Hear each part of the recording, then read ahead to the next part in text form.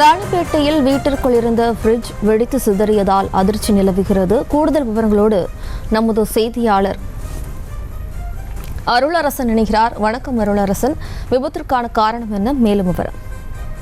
வணக்கம் ஜெயஸ்ரீ. கலவை அருகே ஃப்ரிட்ஜ் வெடித்து விபத்தால் ஃப்ரிட்ஜில் இருந்த 3 லட்சம் ரூபாய் மதிப்பிலான பொருட்கள் முற்றிலுமாக சேதமடைந்துள்ளது. ராணிப்பேட்டை மாவட்டம் கலவை அடுத்த மேல்நெல்லி கிராமத்தை சேர்ந்தவர் ரோஸ். கூலி வேலை செய்து இவருக்கு மணிகண்டன் என்ற மகனும் மருமகள் ரேகா, பேரப்பிள்ளைகள் சஞ்சய், சந்தியா ஆகியோர் ஒரே வீட்டில் வாழ்ந்து வந்தனர். இந்நிலையில் நேற்று இரவு வழக்கம் போல் சாப்பிட்டு விட்டு வெயில் காலம் என்பதால் மொட்டை மாடியில் அனைவரும் உறங்க சென்றனர்.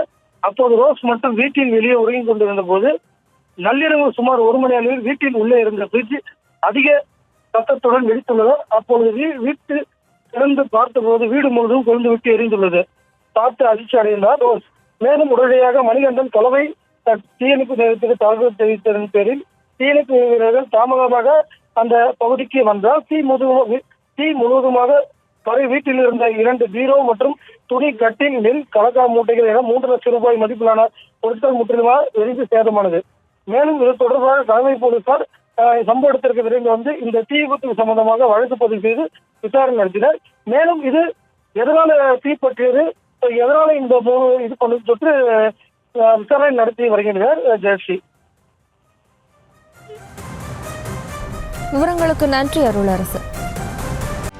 செய்திகளை உடனுக்குடனும் துல்லியமாகவும் தெரிந்து கொள்ள சப்ஸ்கிரைப் பண்ணுங்க.